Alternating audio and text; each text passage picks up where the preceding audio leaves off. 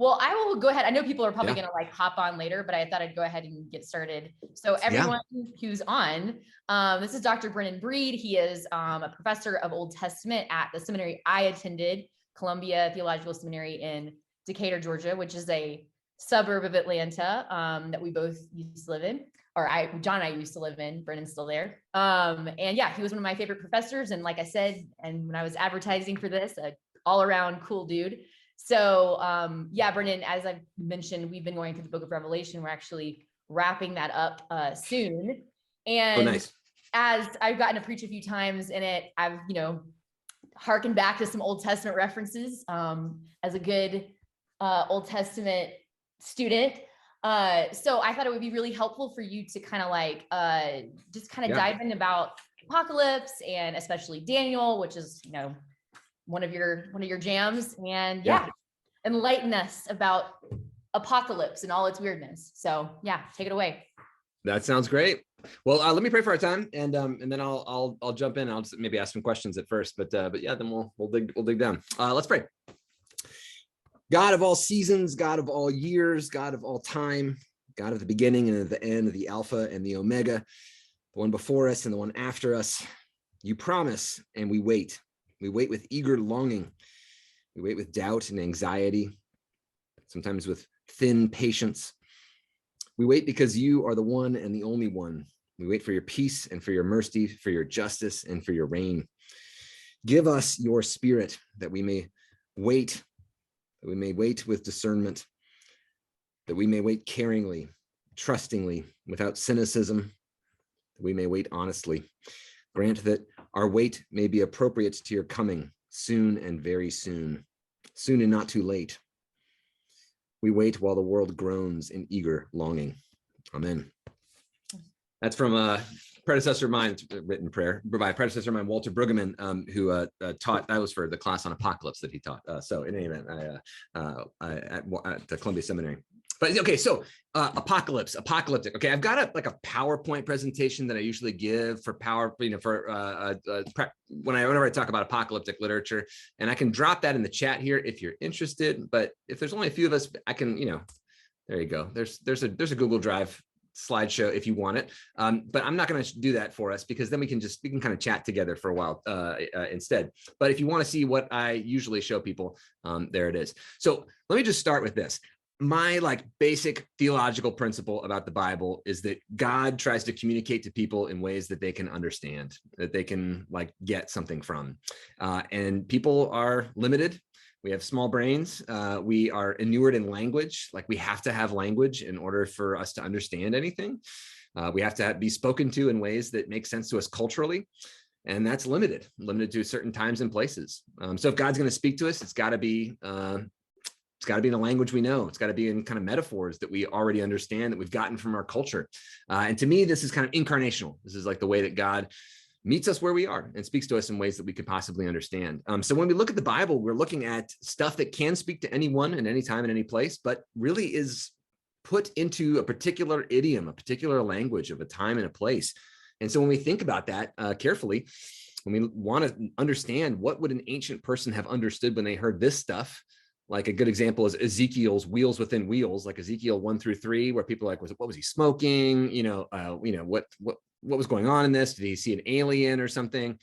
And if you kind of look carefully at the imagery that Ezekiel is using to explain what he sees in Ezekiel chapter 1 with these wheels within wheels flashing in the sky and stuff, it actually makes a lot of sense, because at least what he's telling us that he's seeing sounds a lot like images from ancient art that people would have been familiar with.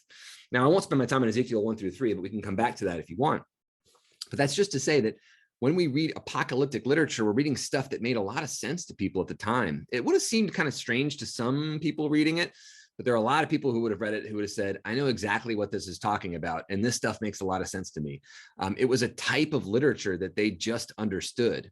A little bit like political cartoons is a great example that I like to give, where if you look at a political cartoon, it's a donkey and an elephant hitting each other with hammers or something or whatever, and you're like, oh, this makes a lot of sense to me. I know exactly what they're talking about. But if you show that to someone who's from a different culture, different time, different place. Like if you got in a time machine, went 100 years ago and showed that to people, they'd be like, what the hell is this? Right. I mean, I have no idea what you're showing me. The donkey and the elephant are hitting each other with hammers. But this is to say that if you're speaking or writing in a kind of symbolic shorthand, that's often what we're doing. Like that's how we communicate with each other. If you think about memes and things like this, we're speaking in this shorthand that has all this subtext, cultural subtext that we don't explain because we don't need to. We have language to do that for. It's kind of this massive language in our brains and cultural reservoirs in our brains that do that translation work for us immediately. And in a way, these ancient texts that are the most confusing to us are the ones that are the thickest with that ancient culture that we miss. One example of this that I like to give, just to say, ancient Israel is a latecomer on the scene. There are cultures that ancient Israel knows about that are thousands of years older than them, and that have had a rich and thick cultural network that has expanded and has really given rise to Israel too. And that's the kind of the world that they live in, and they speak. If you think about anyone who lives today, they've all seen Squid Games now, right? I mean, everyone. I feel like it's like, it's going to be beamed into our brains, right? Everyone has seen the same 5 Netflix shows around the world. And in a way that gives us this shared cultural reservoir of language that we can communicate with each other about. And that was true of the ancient world too. Everyone had read Gilgamesh. There are copies of Gilgamesh in ancient Israel. Everyone knew these stories. And like the ancient Egyptian creation stories and stuff, people just knew these stories. They wandered around the ancient world, and people had manuscripts of them. People had texts of them. People were familiar with these concepts. So if we know some of these shared cultural reservoirs, that helps. And just to say, this is my little example about this to kind of like the blowing your mind moment. So Ezekiel, same guy that I mentioned with that vision of the wheels within wheels. Ezekiel has that vision of the wheels within wheels. He has that in exile in Babylon. And the Jews he himself is taken into exile in 597 BC. So in 597 BC, Ezekiel's sitting there seeing that whatever he sees by the river Kibar, this little canal that goes through a Babylonian town called Nippur. And when Ezekiel walks through the doors of Nippur, the city to which he's been deported, you and I right now are closer in time to Ezekiel walking through that door of Nippur, the big monumental gate of that Babylonian city. You and I are closer in time to Ezekiel doing that than Ezekiel was to the founding of that city to which he had been deported. So I'll say that again. You and I are closer in time to Ezekiel than Ezekiel was to the founding of the Babylonian city to which he had been deported. And Israel's entire history was only about 500 years old at that point in time, from Ezekiel's time. So it was 500 years from the founding of the nation of Israel to Ezekiel, but it was 3,000 years from the founding of the city of Nippur to the time Ezekiel was taken in bondage to it. So all to say that this is a pretty radical kind of time dilation, at least it was for me when I realized this, that it was about 2,500 years ago that Ezekiel was taken there, and it was about 3,000 years before Ezekiel's birth that Nippur was founded, the Babylonian city.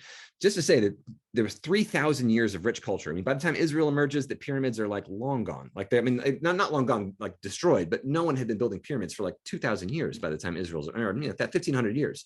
That is to say they were ancient history to Ezekiel. All to say that these images that we see that are suffuse the apocalyptic literature that we can read in the Bible are ancient images that would have made tons of sense to the people walking through them. And it's the kind of stuff that Ezekiel would have seen on the walls of Nippur as he would have walked by.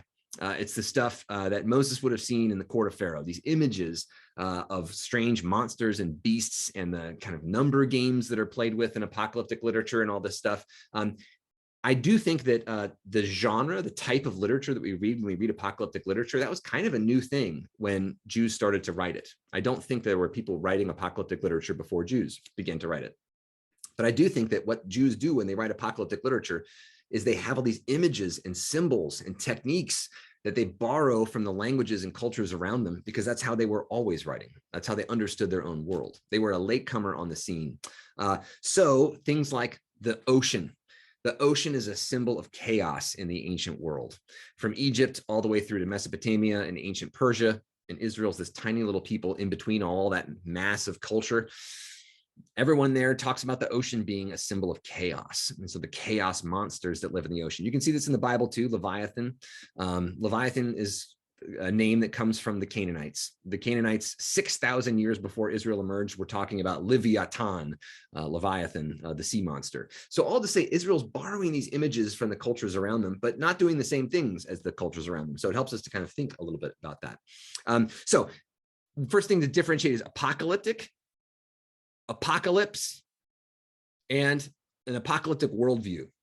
So when we talk about an apocalypse, we're talking about like a special type of book, right? Like a comic book or a fairy tale, a genre of literature, a type of literature. So when we talk about apocalyptic literature, there's some stuff that kind of hangs together. So what's the stuff that you all see? You all been hanging out in Revelation for a little while. What's some stuff that you notice from apocalyptic literature? It's like big cosmic things are happening. Yeah, a cosmic stage. Yeah, that's a great way to put it. Yeah, cosmic things are happening. And I'll tie that too to say that there's a lot of these ancient motifs of creation that are brought up in apocalyptic literature. So if you read like Daniel 7, it sounds a little bit like an ancient Near Eastern creation story. There's winds blowing on the water. It sounds like Genesis 1. It also sounds a lot like what the Babylonians talk about. It sounds like what the Egyptians talk about. That is to say, Israel's an ancient people. They talk about creation like the other peoples around them talk about creation, except instead of a violent fight where the gods kill each other, there's just one God, and that God creates the world and it's good. That's the part that's different. But there being wind sweeping across cosmic waters and stuff, that's how everyone talks about creation in the ancient world. But so yes, the stuff about creation comes up in these apocalyptic stories, which is really interesting because apocalypse is all about the end, right? We'll come back to that. So anything else? What else do y'all notice about apocalyptic literature? It seems to be usually very it's very vivid, it's very descriptive. It kind of goes back with like the previous comment. Like I said, it's very big. It's told in a way where it's made to make you notice something. Really stands out.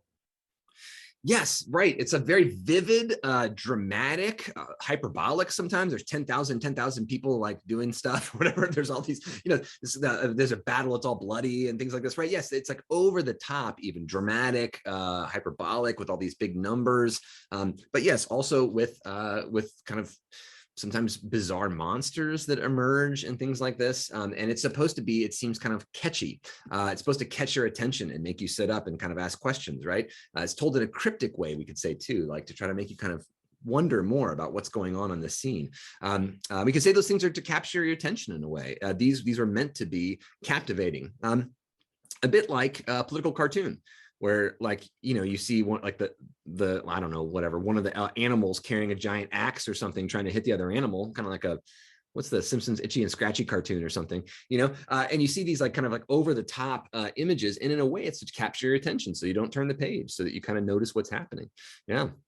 So what else? Yeah, what else do we notice in Revelation or apocalyptic literature? I think in line with that, I just think of it as very symbolic, or lots of these symbols that, what makes it difficult for me to read is like, those aren't symbols that maybe I'm used to, or maybe my thinking goes somewhere else when the original author may have meant something else. Yeah. There's tons of symbols that, and I do think that almost all these symbols would have been immediately recognizable to Jews in the ancient world, whether you're talking about Jews at the time of the book of Daniel, or Jews at the time of or Jewish Christians, Jewish followers of Jesus in the book of Revelation, and Gentiles. But it would have made sense, particularly in a Jewish audience, or to an ancient Near Eastern audience. Yeah. And these so why speak in symbols? We can talk about that in a minute. But yeah, anything else that y'all notice about apocalyptic literature? What jumps out at you? It seems to kind of be about like the unraveling of stories that have been told. So there's all these symbols that are really like that everyone is familiar with, like you've said, and then it just kind of puts them to the fire and they start to unravel a little bit. Yeah. So this is a couple of interesting things here. Yeah. You take these old stories and notice that apocalypses are oftentimes with like these really important characters who feature in places outside of the apocalypse. So John is kind of common name, right? But also often associated with kind of an apostle or something, right? But like John's not usually talking like this. Or Daniel, first 6 chapters of Daniel have nothing to do with apocalyptic literature at all. They're like they're like stories about how to survive as a Jew within a foreign culture. And there's no hint really of apocalyptic stuff except for chapter 2, where there's this crazy dream, which foreshadows chapter 7. But all to say, it's like this little tiny like snippets of stuff that might seem apocalyptic, but mainly it has nothing to do with apocalypses. And then all of a sudden, chapter 7 through 12 is all about Daniel having these crazy dreams. It's pretty strange. There's other apocalypses from the time of Jesus, like, for example, the books of Enoch, which have been famous because like Darren Aronofsky used those for the Noah movie as kind of a basis for stuff, right? So people might be more familiar with them. They're actually function as scripture for Ethiopian Christians, Ethiopian Orthodox Christians, but no other tradition uses them as scripture today. But they're fascinating because they were super popular at the time of Jesus among Jews. The books of Enoch, especially First Enoch, and at least parts of it were well known, and it's even quoted in the book of Jude as scripture, Enoch. But it was a revelation, it was an apocalypse that was kind of put in the mouth of Enoch. Enoch, this bizarrely small, a character, like, I mean, the guy gets one line in Genesis about how he walked for 365 days and then was no more. Was taken by God or something like that. It's not explained anywhere else in Genesis or anything about why this guy would be important. It's a little throwaway comment. But there's this entire series of revelations that are spoken through the mouth of Enoch that were common at the time of Jesus. So you see these older characters that seem to have nothing to do with apocalypses, all of a sudden come back and have these visions in these literary dreams. There's an Apocalypse of Moses that was popular at the time of Jesus. That's also quoted in Jude, the book of Jude, but it was part of the Dead Sea Scrolls. So all to say that there were lots of apocalypses out there at the time of Jesus. And of course, Revelation makes it in the Bible, and Daniel does, and those are really the only two that make it in the Bible. But this was a very common literary genre at the time, and they all do this thing where they like find these old stories, and then they, as you said, Max, they unravel. They all kind of fall apart. It's like, so these creation stories are really essential for understanding apocalypses, because apocalypse is about the unraveling of creation.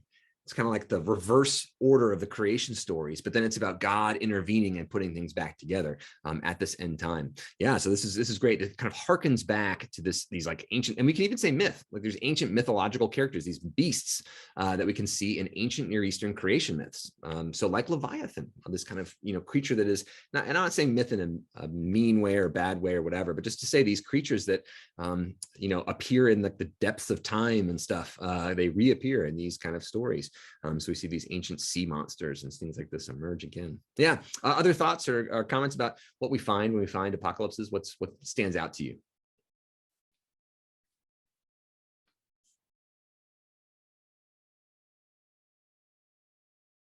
Well, I'll throw some other stuff out there. So, apocalypse, first of all, it means revelation, or like an unveiling, really, like a taking away, right? As I'm sure you've already talked about. But so there is this revelation aspect of revelation, that God is revealing something, and this revelation is to a human recipient. There's always a human person receiving this stuff. But in apocalypses, in the genre of apocalypse, like Daniel 7 through 12, the book of Revelation, but also these ancient apocalypses like the Apocalypse of Moses, the Apocalypse of 4th Ezra, which is actually a fantastically important book. 4th Ezra didn't make it into scripture for anyone, but it's a beautiful meditation on the fall of the temple from a Jewish perspective. And it's about this, it's like apocalyptic kind of book, but it's also kind of like the book of Job too. Why did these bad things happen? A beautiful theological reflection. But other ones like the books of Enoch, these apocalypses that were circulating at the time, all of them include revelation from God, like knowledge of God that comes to a human recipient, and they always are mediated by angels. Angels mediate this, or like interpret the message. So the human says, I don't get it. And then an angel says, well, let me help you get it. And this is the interesting thing that people point out. There's other like stuff like Moses on Mount Sinai gets revelation from God. And it's like, cool, great. I don't need an angel to help me. I can figure this out. But this knowledge is so difficult, so secret, so profound, that it seems to confuse the humans who can't, even like great people like, this Enoch can't figure it out, but he's supposed to be a genius according to the book of Enoch. So in any event, you need an angel to mediate it. And this knowledge seems to be about like the distant future, like the very, very end. But as we'll see, like from looking at Daniel, it often has to do with the exact time in which they're living, the people for whom this book was written at the time that the book was written. So we can see in Revelation that it does talk about kind of the end of time in a way, but it's also really speaking about this moment in the Christian community, the early Christian community, when these Jesus followers were facing difficulty and persecution under the Roman Empire. I mean, this is kind of a multivalent historical text, but it's never speaking about some distant future that the people who hear it don't have anything to do with. It's always about something that's going on at the time as well. And time in these books, if you think about Daniel and you think about Revelation, time functions in an interesting way. Usually you retell history using chunks of time, kind of putting time into periods. And usually this kind of like, it's like a historical narration. And people have noticed that like through the course of this story it's kind of like a retelling of history in which good is going to triumph in the end.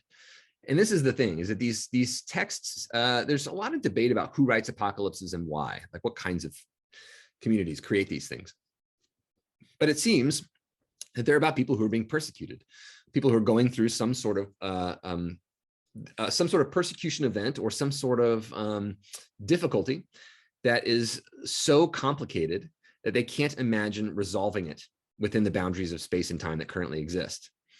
But also it seems to, whatever they're dealing with seems to break their conception of the world. It's like trauma, right? Which if you go through trauma, it shatters your sense of how things make sense in the world, shatters your notion of the world's order and structure.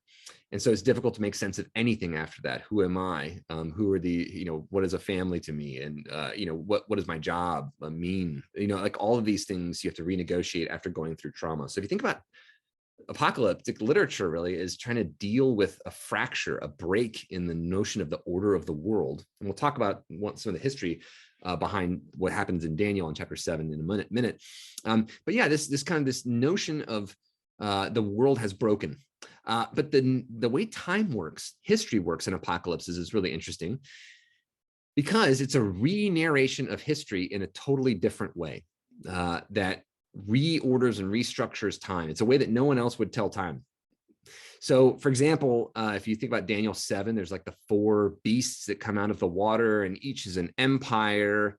Or Daniel chapter 2, which Daniel has the dream of the statue with different types of metals that represent different empires and the feet of clay and iron and so on. One way of reading these stories, the way that I'll point out, that it's pretty clear because they actually say this in the text, but it's the 4 empires that have dominated Israel: Assyria and Babylon. And you can read this in different ways and so on, but Persia and perhaps Greece that end up dominating the Israelite people, dominating the Jewish people. And it's a way of telling this history of being crushed by foreign powers in such a way that the end is then God is going to help us. God is going to fix this. And it's a way of telling it to say God is in charge. Even though it seems like the world is totally out of joint and totally out of order, in fact, there is an order underlying all of this, and it's God's order. And it might not make sense to us, and we might not like it. It might be full of awful pain. At the same time, God is in charge, and there is this endpoint. It's going somewhere. And the point of all apocalyptic literature that has survived is this: hang on. Hang on and be faithful. It's going to be okay, is the ultimate message of apocalyptic literature. Be faithful. Don't give up. And by re-narrating history in this way, the history of the world, you're retelling history in a different way. So this was a common theme, a common trope or a metaphor. I mean, this wasn't a metaphor, whatever. What do you call this? A common scheme in the ancient world, telling the history of the world in terms of 3 empires or 4 empires. And the Persians actually start doing this because they get so worried. Persia is a really interesting place. Like Persia was not powerful at all until really King Cyrus rises up, and he's the one who destroys the Babylonian Empire and sends the Jews home from exile. And it's within like 40 years that Persia goes from a kingdom of, it wasn't really even a kingdom, a bunch of nomadic horse traders who are very worried about their own cultural influence and power. And within 40 years, they have conquered all the known nations in the world to them. I mean, it's this tremendous rise to power for the Persians, and they conquer Babylon, the center of culture and power since time immemorial, the place of the birth of writing. And they were illiterate 2 generations before, the Persians, and they have just conquered this place, and then now they have to run it. They have to run the world. And so they invent this historical story, and the story goes, first it was the Assyrians, then it was the Babylonians, then it was the Persians. And they tell everyone this. They write this on places. They tell historians to write this. They tell the Greeks this so many times that the Greeks adopt this as their own way of telling the history of the world. Herodotus, the Greek historian, the great Greek historian, he tells the order of the world like this. He goes, first it was the Assyrians, then it was the Babylonians, then it was the Persians. Like, it's inevitable. We're meant to be here. So you can see that it's like the Persians trying to hype themselves up, that telling the history of the world this way. So Daniel takes the same story of the world and says, first it was the Assyrians, then it was the Babylonians, then it was the Persians, then it was the Greeks. But then there's a big rock that comes and destroys all these things. And that comes from God. So you can see that it's trying to re-narrate the history of the world to an oppressed people, a people who have been destroyed and stepped on by all these empires, to say there's a bigger empire out there. And it doesn't try to explain why. God's got the divine reasons that we don't know. We don't have access to, but God's allowed these kingdoms to have their time. But their time is limited. It's coming to an end sooner or later. And the message throughout Daniel 7-12 is, and in Revelation as well, is hang on. It doesn't say kill them all, set off bombs somewhere, right? There's no terrorist, activity that it's telling you to do. It's just saying, hang on, God's going to come. So in any event, that's one of the things we can say about this kind of use of time in apocalyptic literature that I find pretty interesting. And we can also see this thing called dualism, where there's good and there's bad, and there's problems with that, right? Because we've all seen how that can be used to hurt a bunch of people. There's good and there's bad, and there's no gray line, right? But there are times when certain communities under stress, under severe persecution, there's got to be a way to say, are you with us or are you against us? It's time to step up or step back, right? Like there's there's these moments, these decisive moments. So I say that to say that apocalyptic literature, when it's used by communities that aren't in trouble, that aren't being persecuted, that aren't in spaces where they're actually being threatened, but think they are. So when it's used by communities that are super powerful and then are just anxious, and their anxiety makes them turn to texts like this that are actually written for people in very different circumstances, it can be dangerous when you start to use this way of talking about history against people, especially people who don't themselves have power. In any event, that's just to say that this apocalyptic literature has been used throughout history in ways that are particularly they're dangerous. Okay, let me stop there and just ask questions. I got a couple other things about the end to talk about before we jump into Daniel. But yeah, questions, comments, concerns? Have you all been talking about the same stuff over and over again? Sorry if that was all a big rehash. Yeah, I think one question I had as I've sort of been contemplating, like, how do you, from like a sermon perspective, and like, how do you, the takeaway, and like, what are the theological implications, is sort of like how to respond to empire. Like, are we supposed to be like Daniel? I know we haven't been talking about Daniel in church, but like, be like Daniel and just kind of be this, like, I don't know, he ended up kind of cooperating with empire. Yeah, well, you kind of both, right? Cooperating enough to not die, right? And then also co-opting sometimes too. Yeah, right. Yeah, you both. That kind of goes or like Esther.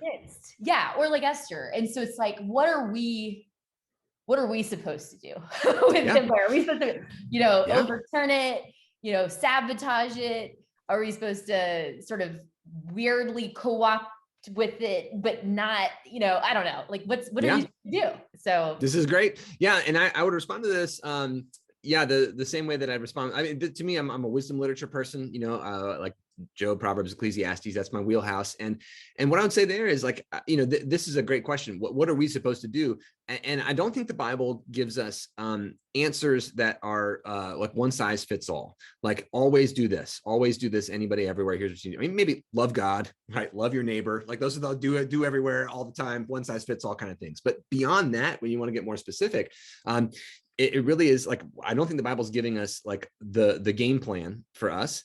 I think what it's giving us is tons of resources and tools that can help us for any particular circumstance, but it's going to require a bit of like wisdom from us. And here I always turn to like Proverbs 26, everyone's favorite part of the Bible, right? But Proverbs 26 verses 4 and 5, if you want to freak yourself out, you can go read those too. But they're totally contradictory. One says, basically, don't let your neighbor say anything foolish. That's actually verse 5.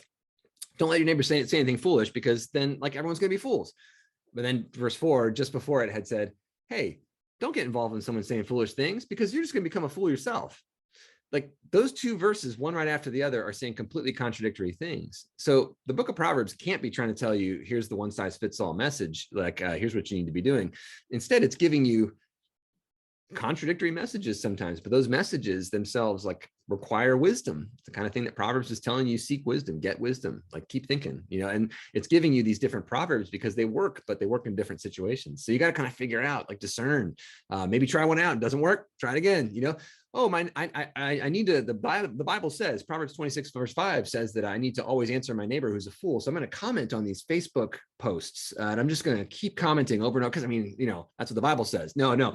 The verse right before it says you're going to become a fool yourself if you that's all you do all day is, troll on Facebook posts, right? That you don't agree with. And that's true, right? So maybe there's ways where you can say, okay, well, when it's my brother, who I have a longstanding relationship, who's saying this thing that's going to be harmful to someone else, maybe I need to step in there and talk with him so that he doesn't descend into foolishness. But when maybe it's a rando stranger on the internet that I don't know, maybe I'm not going to get involved in that, because then I'll become a fool myself. I'll just be wasting my time and all my energy, right? So it's contextual. So I do think that the Bible gives us lots of different ways to respond to empire. So, one of the ways, Revelation tells us, hold on. And I do think that's kind of smart in a way, because it's a Roman Empire and you're like a group of nobodies. You're not going to like take this thing on and take it down, right? That's God's job. And you can be subversive in little ways here and there or whatever, but ultimately, like, it's not, you're not Luke Skywalker, like, blowing up the walkie thing. You're not going to be doing that to the Roman Empire. You are just a person, but God is going to be doing this. So hold fast, hold the faith. And that's basically the best you can do. That's partly what Daniel is saying too. We'll talk about the historical context of Daniel 7 in just a moment, but that's, I think, like really crucial. But there are other moments like Esther, where Esther's got to step up and say something. You got to say something or your people are going to die. And then there's other books too, like, one of the things that makes this really weird for me, kind of mind bending, is like in hearing some of these books and hearing Revelation at church, it seems like it's coming from people who really are on the fringes of this empire, or who are not a part of it. And when I think about my place in the United States, which is arguably just as powerful and as wealthy as any other sort of ancient Rome. So, it's like, oh, but I enjoy like a really nice seat at the table here, right? So then when you're in a democracy, when I hear a book like Revelation, and I'm like, which side am I on in this cosmic battle?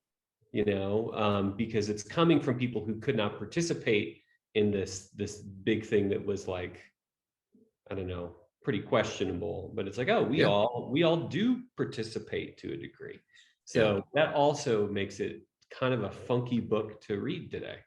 Yeah. And I imagine there were ancient Christian communities, even at the time Revelation is written, that went through some of that. So for example, Corinth, where Paul has the letters to the Corinthians, and they've got kind of segregated church, right? They got community that's part rich and part poor. And the rich people have their pre-party where they hang out and have their own Eucharist beforehand with expensive caviar. And then they invite the poor people to come eat the scraps. And Paul says, screw that, right? You can't. That's not church. But imagine Revelation. You got a group of people sitting there reading it. Some of those people at the Corinth church would have been like, "What the hell is this talking about?" And then some people would have been like, "That's me. I'm right there." So I do think that like the church was dealing with this even at the early stages. But you think you're right. There's a lot of this is about audience. It's kind of like when you read a lament psalm, like a really sad psalm. It's talking about like somebody dying, a Psalm 88 or something, and I'm like looking at myself. I'm like, I'm fine. I'm healthy. Everything's fine with me. What can I learn from reading this psalm that's not about, like, if I'm anything in this psalm, it's like the person who this person's mad about because they're like fine and the speaker's dying. I'm like, like they're angry at their friends for not taking care of them enough. I'm like, that's probably me.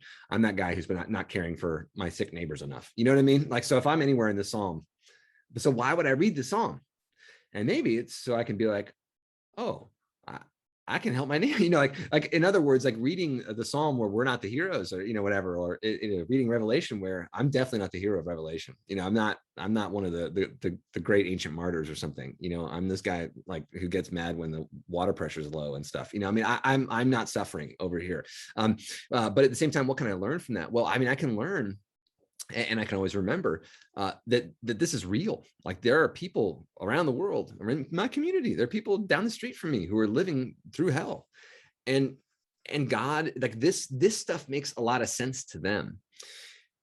And if it doesn't make sense to me, maybe I need to think some and put myself in their shoes. And maybe then I would like open my eyes to how I can help, or how I can be a part of actually like doing something in the world. It's I could be, I have some power, limited, but I have some power in my political system, in my local political system, in the political system of my school, in the political system of my family, even, I got some power in some of my systems. So how can I read Revelation, which is a harsh critique of power and how it's used? And how can I walk away and say, I'm not the person who is at the breaking point to whom God is saying, like, just hold on and keep the faith. I'm not that person, but what can I do for those people who are at that point?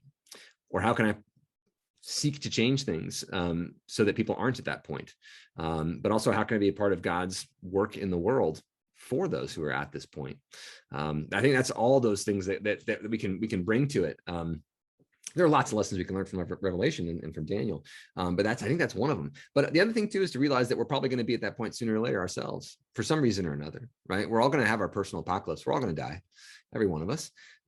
We're all going to be there at the death of our friends and the death of our loved ones. We're all going to see this. We're all going to go through earth-shattering experiences that are going to tear us apart. Maybe we're not there right now, but these moments where we're told, hang on. If we imbibe these lessons before we get to a point like that, I mean, for me, I think about climate change and things like this. And I think, we're not far away from where the world might seem like it's falling apart in ways. And that is one thing that I've definitely experienced since moving to Utah. Like it's been made real to me in a way that was not as real when I lived in the Southeast. Just an aside, yeah. I'm like, oh my gosh, the world really is on fire. Yeah, we got a lot of water in the South, and I'm sitting on top of a giant aquifer, but not everywhere's like that, Yeah.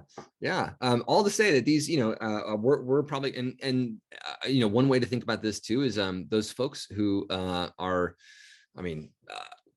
giving up their lives and going on a dangerous journey to try to go to another country because their world has fallen apart. You hear the stories of people who are at border crossings, and those aren't stories of people who are like just trying to make more money. These are stories of people whose lives have fallen apart, whose worlds have fallen apart. I was just talking the other day with someone who's writing a book about Georgia in the 1970s, especially 1975 with the fall of Saigon and the influx of hundreds of thousands of Vietnamese immigrants at the time whose worlds had just collapsed.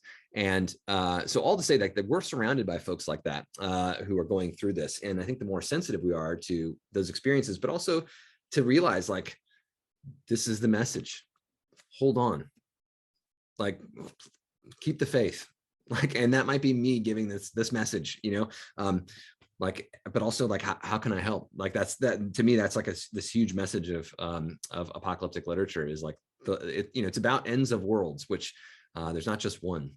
So a big word for this is eschatology, right? The end. But it's really important to notice that throughout the Old Testament, especially, there's lots of ends, like the end of the Northern Kingdom, the end of the Southern Kingdom, the end of exile, the end of, and all of those are ends.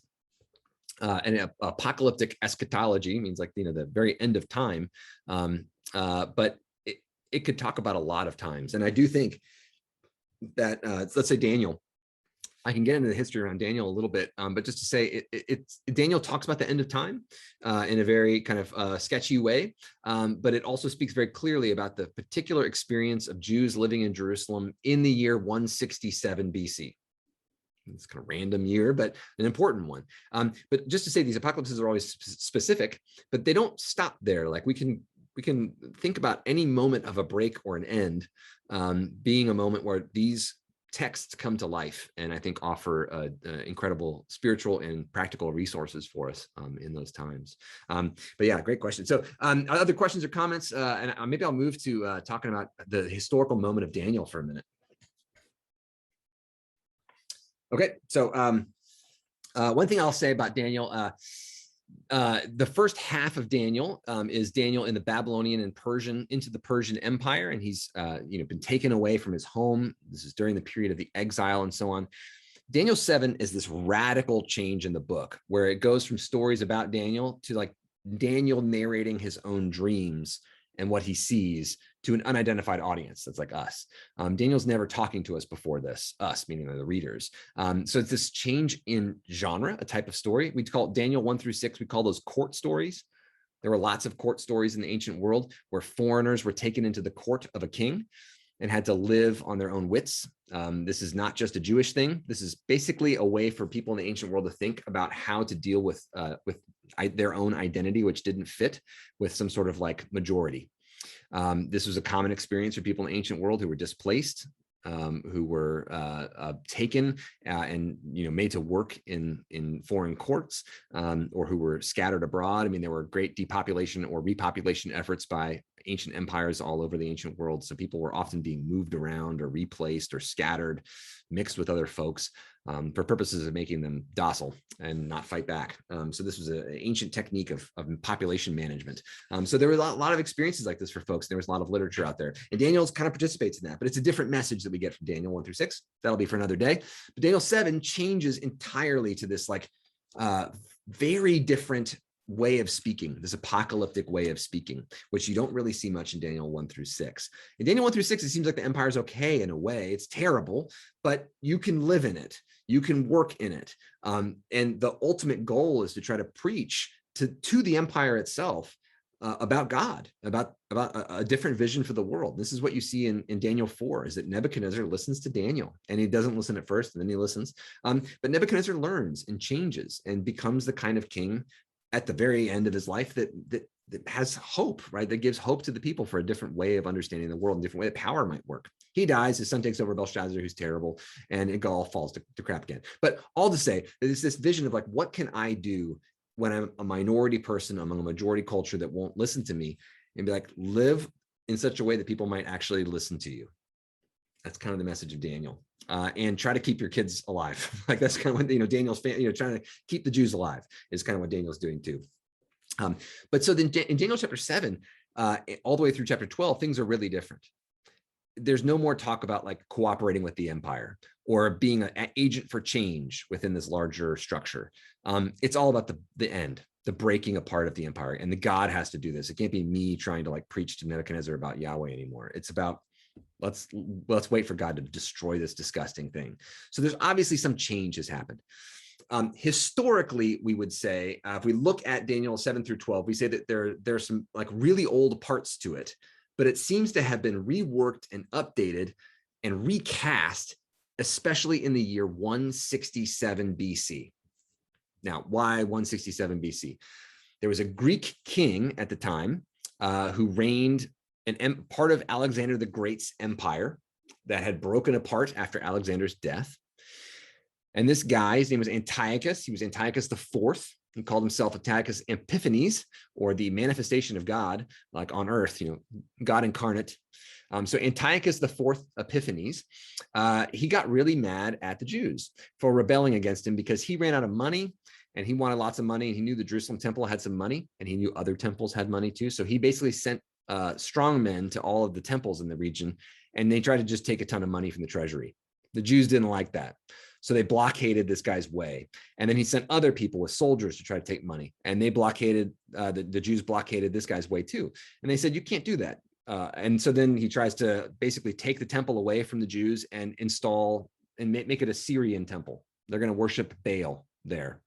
Jews aren't very happy about this either. So there's another rebellion in a way. There were other things that happened too that are complicated, including the fact that the Greek kings had sold the high priesthood off to the highest bidder to raise money. So this was a big deal. The Jews didn't like this at all because they said, no, it's an inherited thing. As a result, this Greek king thinks that they are rebelling. There's an open rebellion. So what he does is he sends troops there, and he has an idea. And this is like an amazing idea. The first time anyone in the history of the world that we know of had this idea, that was that he was going to get rid of Judaism. Not that he was going to get rid of the Jews, or that he was going to kill all these people, but that he was going to get rid of the religion.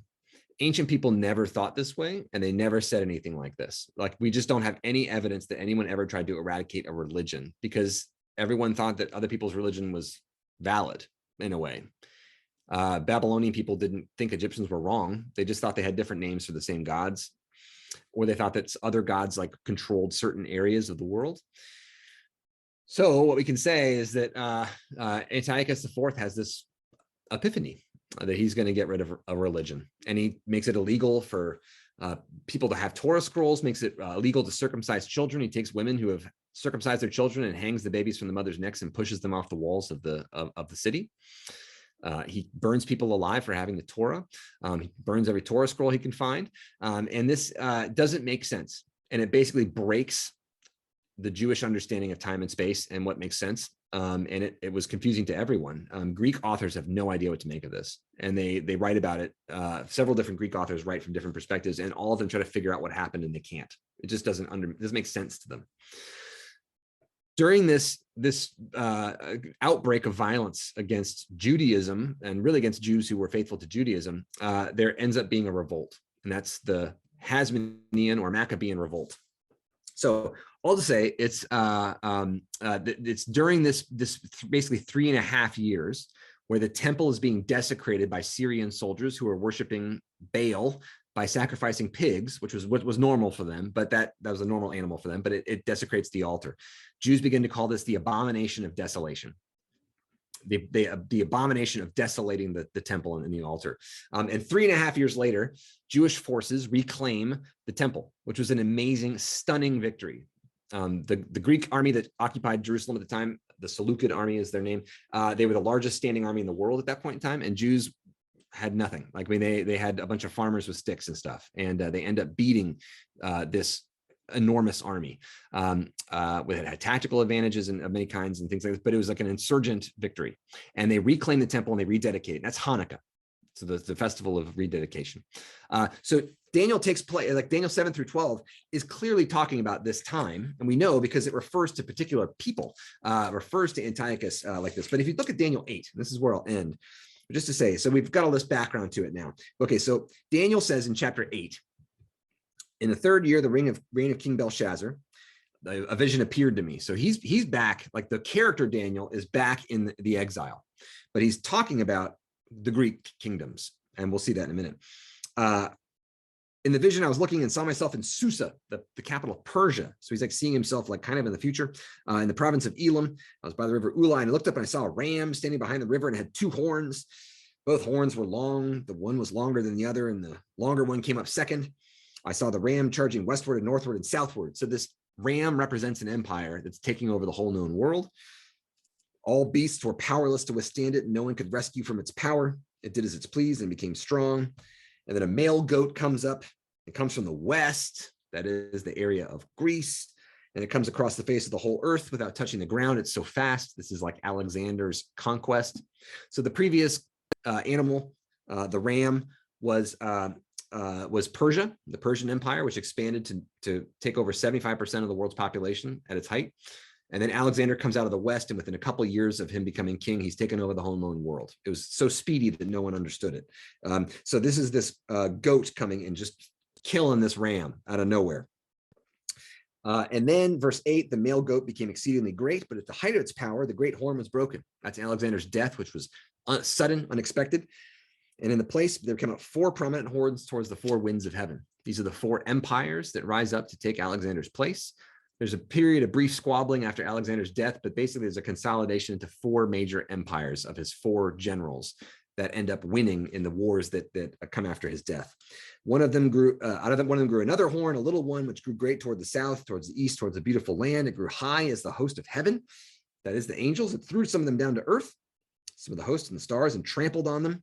Against the prince of the hosts, that is the chief angel of God, it acted arrogantly, took away the regular burnt offering, and overthrew the place of his sanctuary. The burnt offering, the sanctuary, that's Jerusalem. So the Jerusalem temple gets overthrown. This is in 167 BC. And this person, this little horn that acts arrogantly, is Antiochus IV. Because of this wickedness, the host was given over, he throws truth to the ground, and he keeps prospering when it does. So then I heard a holy one speaking, and they say, this angel says, how long is this going to happen for? And another says, for 2,300 evenings and mornings. And then the sanctuary shall be restored. That's about 3.5 years. So this is a repeated number that comes up again and again, about 3.5 years, which is actually the length of time which the temple was in a desecrated state before it was restored by the Hasmoneans or Maccabeans. But Daniel doesn't get all this, right? So then the angel comes and explains it to him. So I had seen this vision, verse 15. I tried to understand it, and then someone appeared, this person angel, angel in the form of person, and I heard this human voice calling, Gabriel, help this man understand the vision. By the way, Gabriel and Michael, we here referred to in Daniel, it's the earliest mention of a name of an angel. Angels are all anonymous before this. After this, we start to get names of angels like Gabriel and Michael. And so, by the way, you wouldn't have named angels before this because people were worried that you would have worshipped them. We only have one God. Jews say, we only have one God. We only have one God. By this time, Jews are so monotheistic that they're like, we can have names, but still the name Michael means who is like God. In other words, don't worship me. They're still nervous about worshiping angels. So this angel comes near, Gabriel, and when he came, I became frightened and fell prostrate. And he said, hey, this is the vision of the end. As he was at the end of what?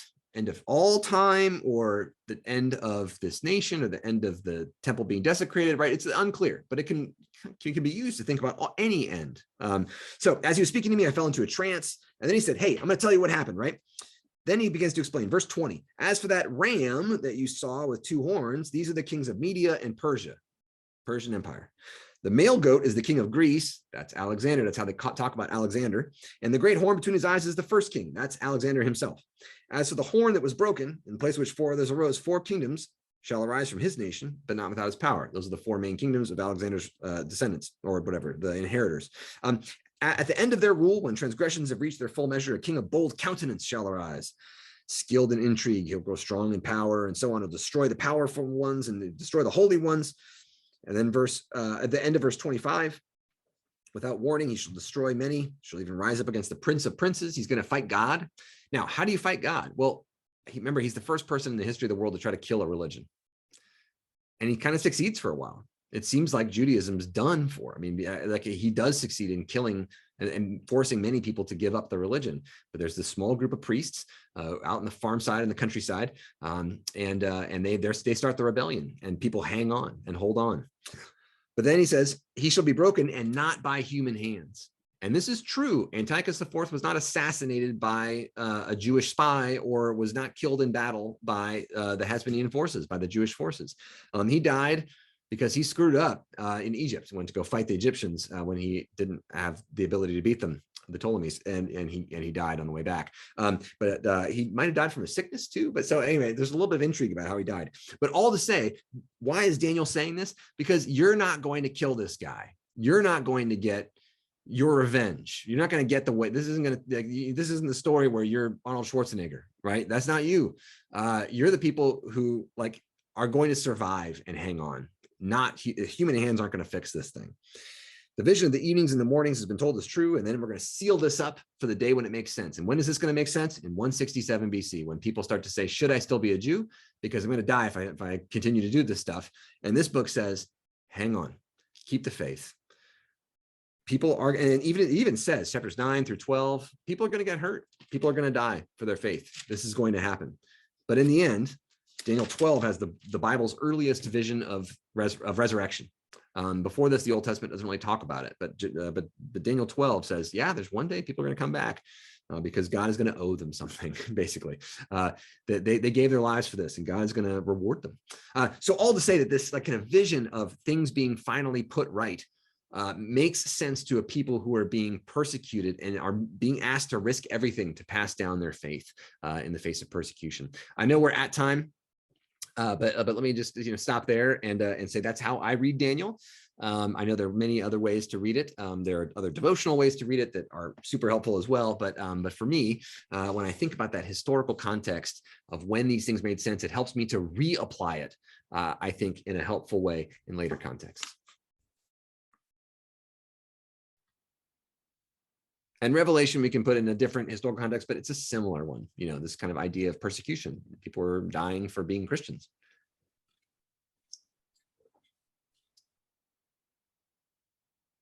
It's I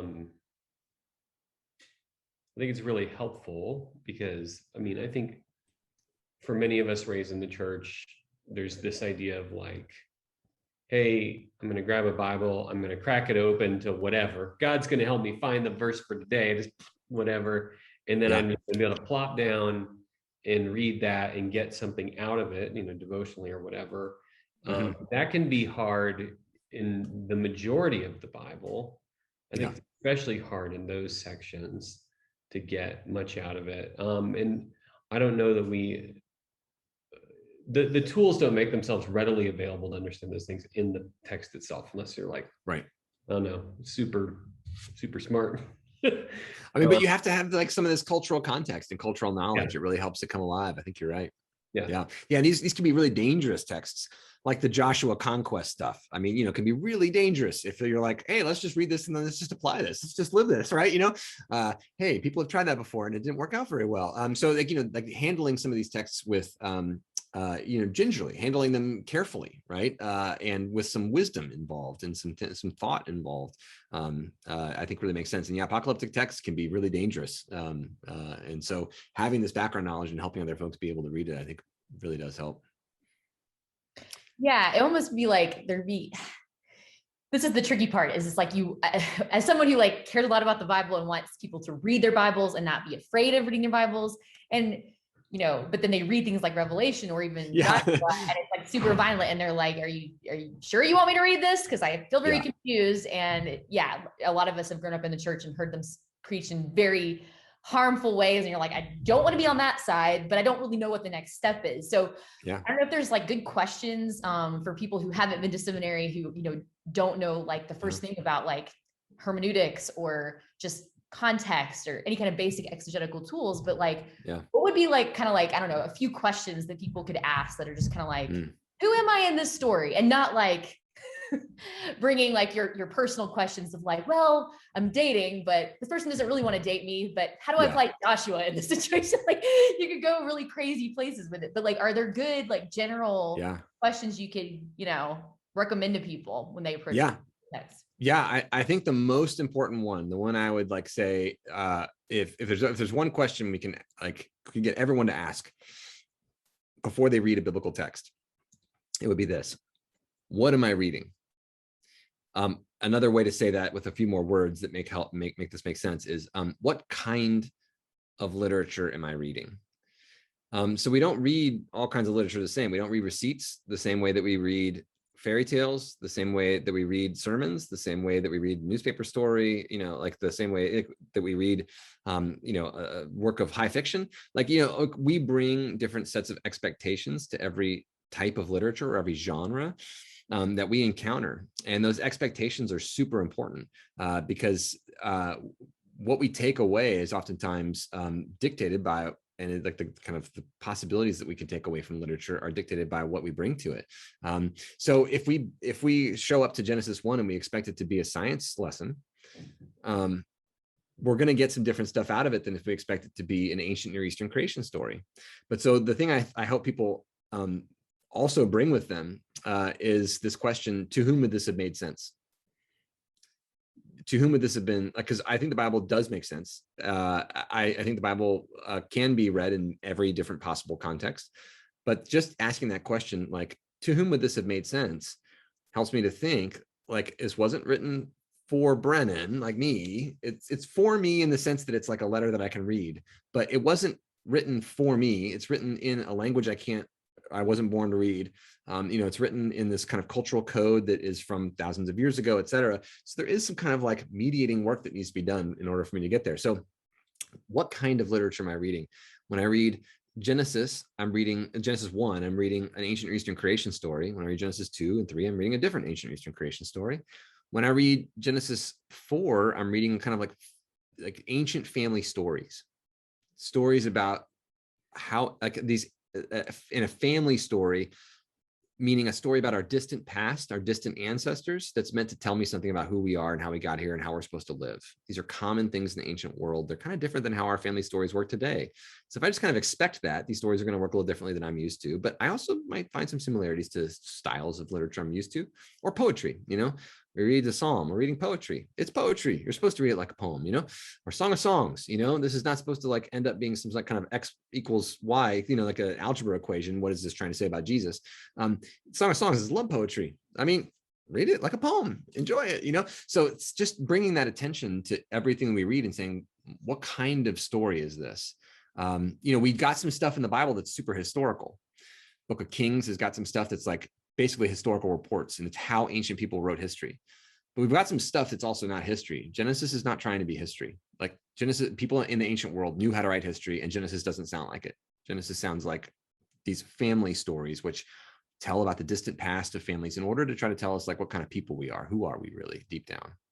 And in a way, they're symbolic and metaphorical. I mean, they're also about real people. I think there's a real Abraham out there, but Genesis is not meant to give me a historical blow-by-blow encounter of Abraham's life. Just like if I tell you about my grandfather, I'm not going to tell you a historical blow-by-blow encounter of his life like a newspaper reporter would, or like like a I don't know, government official would give you a report of someone's life or something. Like these are just different genres. We do have some government official stuff out there in the Bible. I mean, in the book of Ezra, we got letters, official letters from King Cyrus and so on, but not everything's an official letter from a king. So all to say that kind of awareness that there's lots of different kinds of literature out there. What am I reading? And to whom would this have seemed normal? And then can I learn some stuff about them? Can I put myself in their shoes a bit? And so again, apocalyptic literature. When would this have been normal stuff? And like I said, it's I think Jews invent apocalyptic literature, although it becomes popular in the ancient world.